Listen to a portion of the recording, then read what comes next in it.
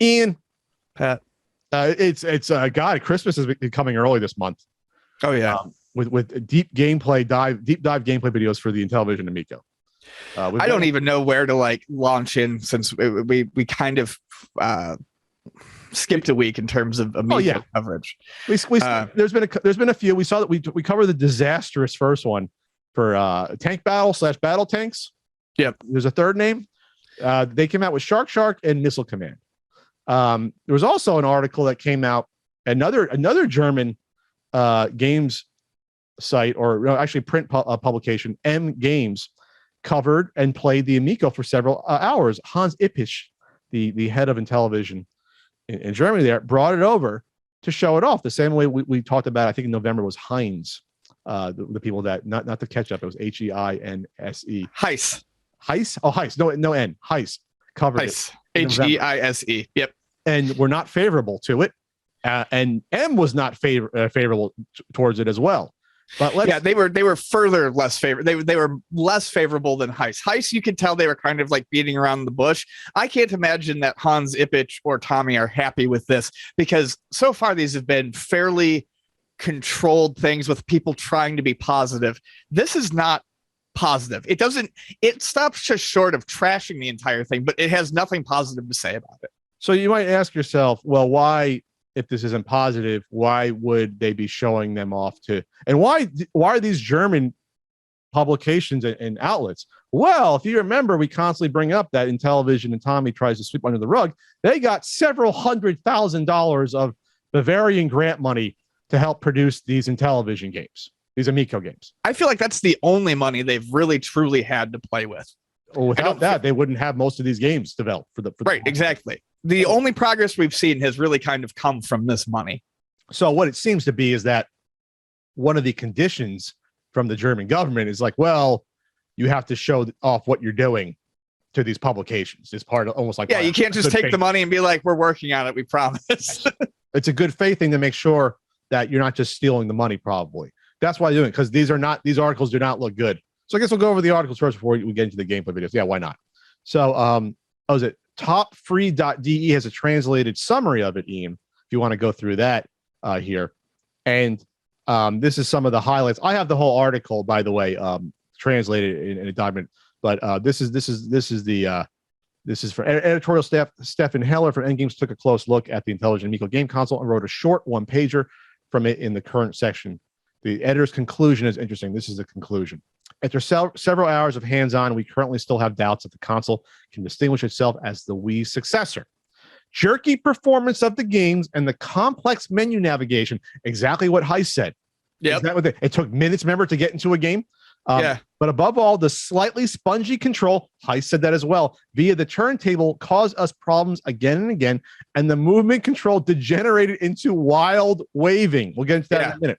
The touchscreen is suitable for simple entries in hectic titles. It seems anything but intuitive. It takes a long time to get used to it. We were also still skeptical about the announced game replenishment or games. So basically like the release schedule and whether or not these are actually coming out, basically. But basically they're saying we don't have faith in like any of these games actually coming out. So the spongy controls, Heiss said that as well. Spongy buttons. We always said these better not be spongy buttons. Those little top. Well, no, they're talking about spongy control on the turntable. They're talking about the disc. Oh, well, that's not good, right? Either. Okay. No. Oh, that's not good at all. You don't want spongy controls. You don't. Sponges are cute little animal creatures things, but you don't want that as your control mechanism. Now, Tommy really thought he was reinventing the fucking wheel here, and instead he's just made a big fucking brick of shit that no one wants to touch. So the wild waving. What is that in reference to? Well, the M article doesn't say it, but my insider info is that they did show off cornhole to M, and it was a mess. Yep, it just was not functioning right. And so, from what I hear, Hans is upset at the coverage that's been happening. You're forced to do it because it's part of the reason you have these games to begin with, is showing these off to these German publications. But they are not shills. They are not cultists. They are being objective, and they know that this is garbage. Right. They played it for several hours. So this isn't just like, oh, you got to play it to see what it's all about, or else you can comment on it. Well, Two major German games publications have tried it and are not impressed. Something else to point out about this that does not look good at all is that this has been posted twice on the official Amico subreddit, and they've deleted it each time. Oh, they deleted it the second time? I thought it was up again.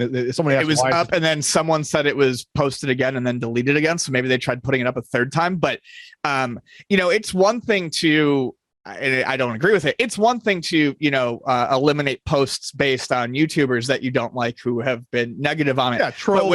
But when you start eliminating actual magazine coverage because it's not favorable, that looks awful. Zadok Pay, it's a piece of shit. Oh yeah, I did see that yesterday on the official Amico forum, which is a corporate forum, which isn't allowed, by the way. Yeah. Someone said, why was it deleted? Like, this is a real publication trying it. What's going on here? And it got a lot of comments. You're right. Today it's gone. It's been wiped. Yep. It's been wiped. Yep. So don't believe your lying eyes. Basically, that's where we're at with this stuff. Hide it from the Amico Reddit people that, or let's see, there's 1.4 thousand people, but I guarantee you most of those people are just there along for the train wreck. They're not ordering a console, but some probably are. And to them, it's probably fair. If I had pre-order money on this and you're keeping negative criticism away from me in the hopes that I stick around for the ride, well, yeah, you're one step above a fly-by-night company then. You're not allowing me to see honest criticism of a product that's being pre-ordered that I've waited now, over 3 years a year to get. It was supposed to be, yeah, sure. It'll be 2 years from March since the first pre-orders. 2 years since March. So, very damning. There's more in the full article. I guess it's not worth going over. Well, I can go through if you want. We can keep moving on this. I mean, the important stuff is basically the controller is shit. The games are jerky. They said when it comes to control, they say there's some lag with the touch screen, I believe. It's basically everything we know, but we're finally seeing it in magazine publications. And this has probably been the most full-throated a German publication has been about it. I'll add a couple more from there. This is from the M article. If you are in the action, thus the turbo and the hectic titles, how you activate Astro Smash, you have to hit the screen. That works anything but intuitive and takes a lot of getting used to. Again, when you have to have clicky buttons or buttons and then tapping and it controls, when you have 3 different ways to control on one controller, basically, or 4, it's not intuitive. Then they say there are more than 80 titles in development. Okay. No. But most of them are just porting oldies. Just under 20 euros seems steep compared to the competition. And Earthworm Jim 4, on the other hand, sprays the hope that the Amico not only in the long term serves as a recycling point of contact. All right, that didn't come through. Earthworm Jim 4 is not being worked on. No. I would love to be proven wrong. And Tommy already said it wasn't being worked on. I love to see people hold up hope for that. All right, that's the M article. All right, let's talk about Shark, shall we? I mean, sure. Here's the thing with these Shark and Missile Command. We're going into them. I don't have a ton to say because we're finally at the point. We're at the last thing. Now people need to defend just awful, shitty looking games. Even if these controlled perfectly fine, they are still games that you can see Tommy and John getting bored with within 5 minutes of playing when they're doing these demonstrations. And it's interesting to see people get excited about them or pretend to be excited about them, because if you wanted shitty $3 action arcade games, the Switch is full of them. Yet there's no one out there genuinely covering these garbage titles on the Switch. Why? Because there's no Tommy Tallarico to puff up. Sure. There's no genuine interest in stuff like this. And that's the thing I find the most disingenuous is the people who are like, well, Switch has these. Well, then why don't you just play them on the Switch? Mm-hmm. Oh, these games don't look that bad. Well, then why don't you cover games like this on the Switch or the PS4 or any other system? Or on your phone. Or on your phone. Any other, you could, if this is what you love, if this is your thing, you could have been covering this for years. Mm-hmm. But you don't. You just love Tommy Tallarico and the Amico. Because it's not about the games. Right. It's not about the games at this point. It's about proving the haters wrong.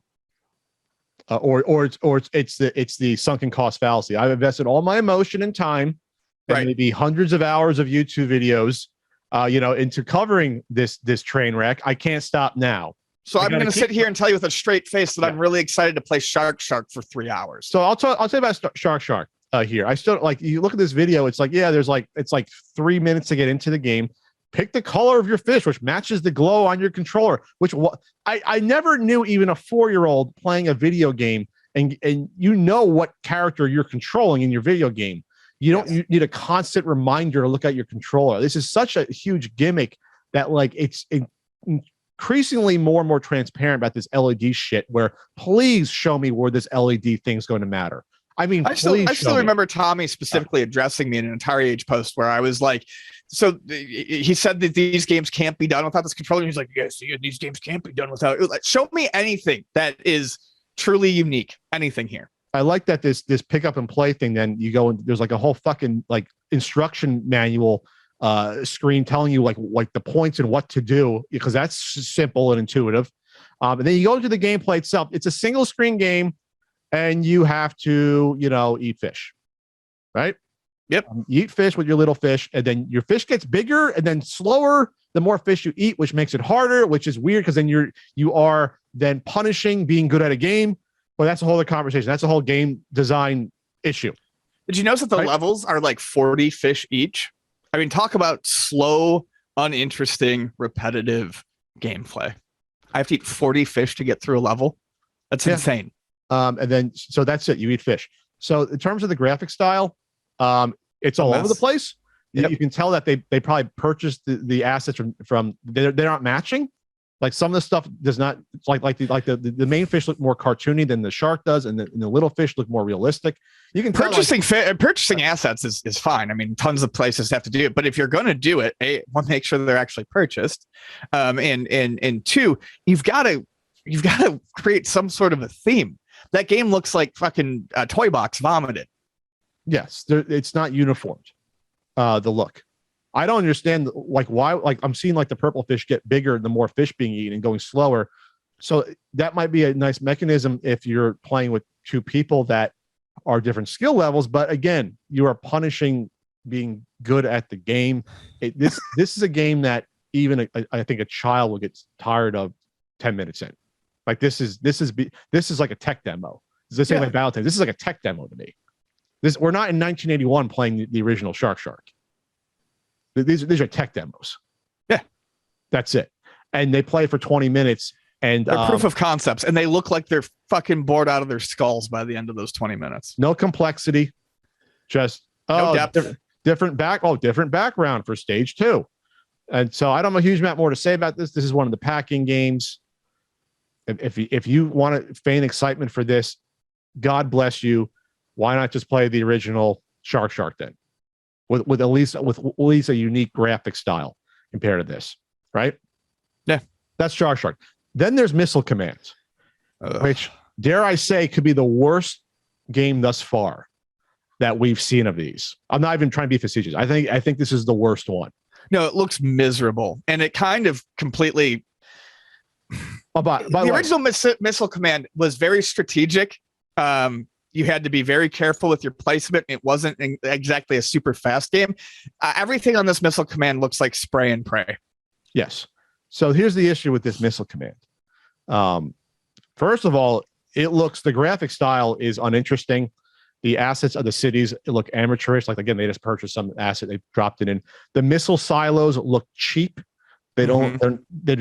They look like they don't look like anything.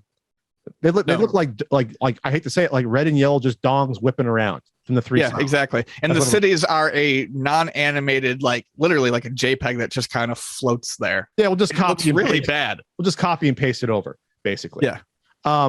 Compare this to the Atari Recharge one just came out. That has a nice, clean, graphical, like vector style. It has some uniformity of look to it. Like that's what you'd want in your Missile Command. Missile Command is clean and simple. It's clean and simple. That's Missile Command. You had a little X cursor originally going around. You had nice vector graphics. You can see everything with the lines. This art style, the reticles are ridiculously big. Well, the other thing about the original Missile Command is like even that game that old, the information was presented in a way that wasn't busy or messy. Like your missile bases, it actually showed how many missiles you still had at each. You didn't need a special meter or anything like that. It was all information that could be gleaned from looking at the game. Yeah. The reticules are too big. They're busy.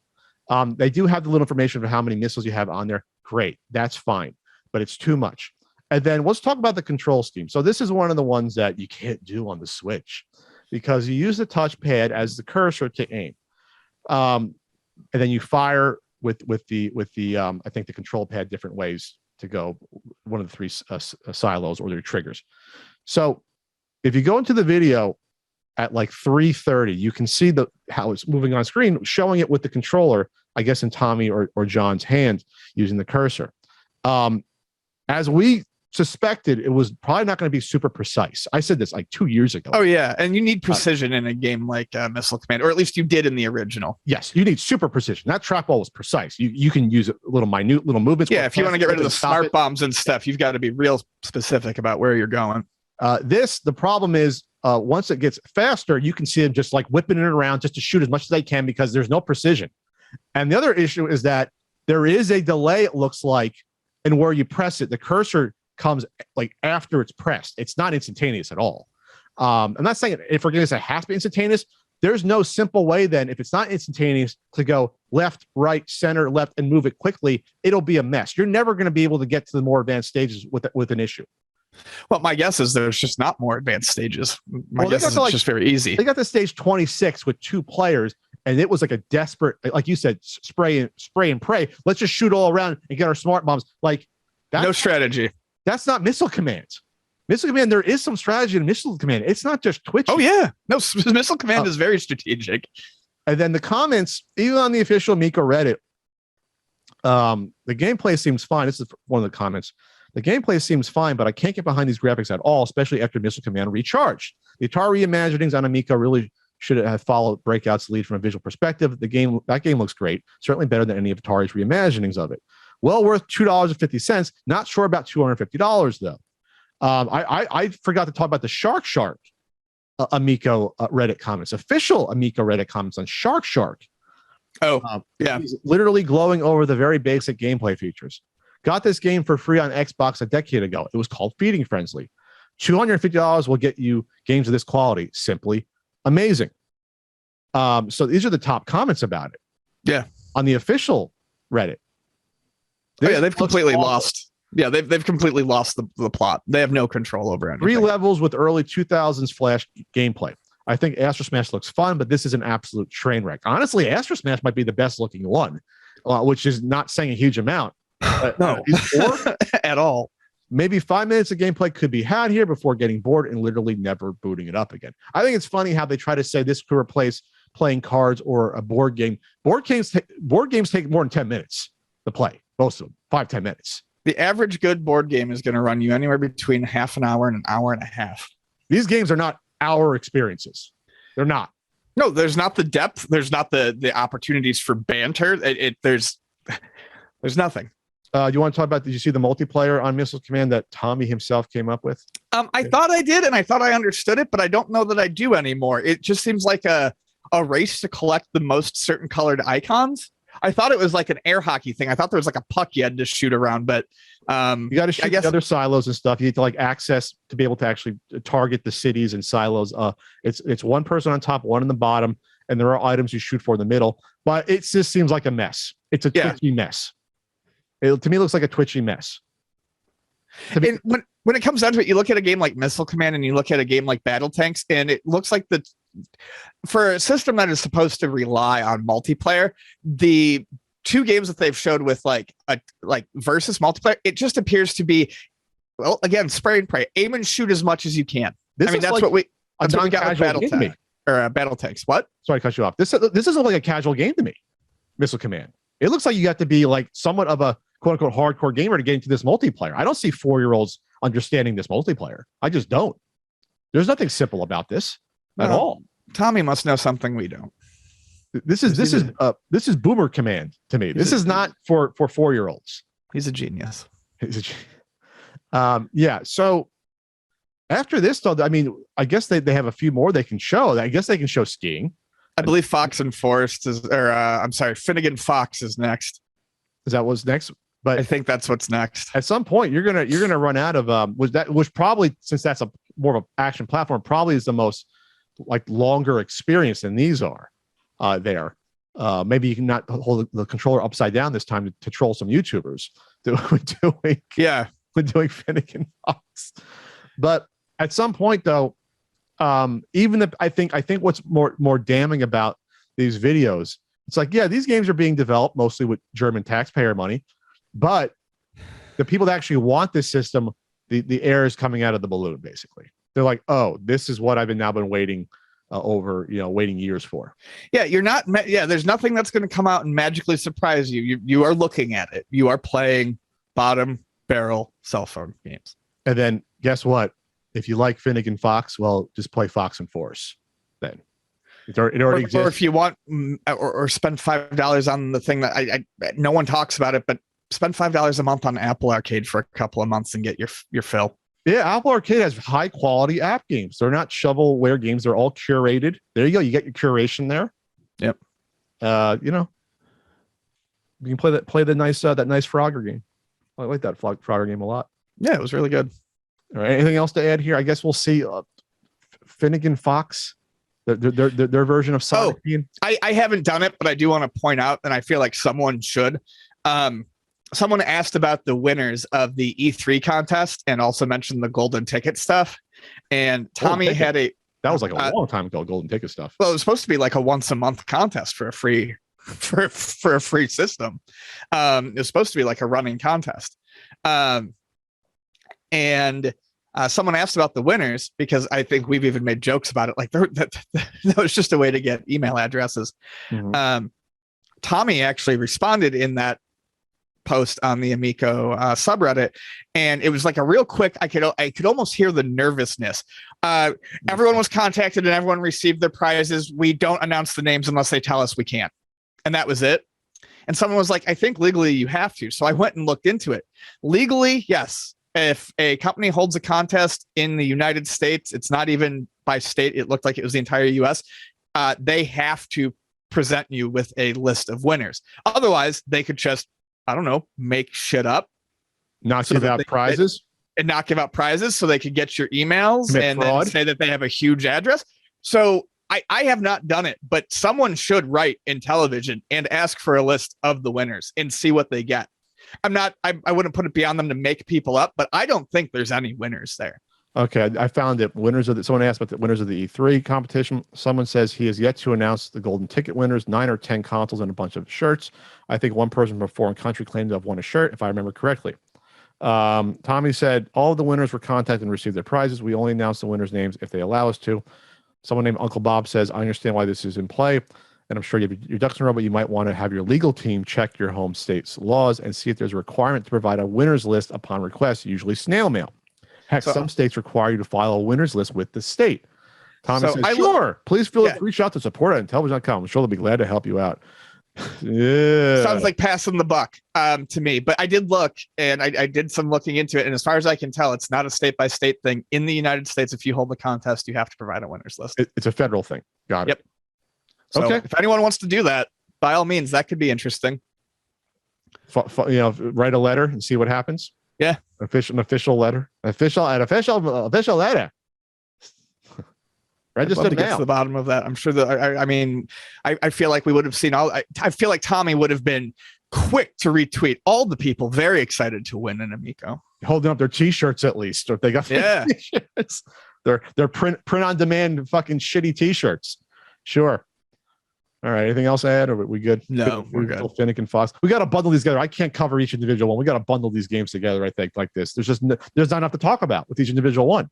No, there's not even anything like juicy or salacious to talk about. It's just a shitty fucking game. That's what I mean. We're at the point now where people have to really like look at the camera straight faced and tell us that they're excited for this stuff after seeing it. And that's actually something I can't handle. I can't stand seeing these people do that. It's almost like, well, they had no shame because they keep demeaning themselves month after month, year after year. So I would say they had no shame. They keep going lower. So, it is what it is. It is what it is. Yep.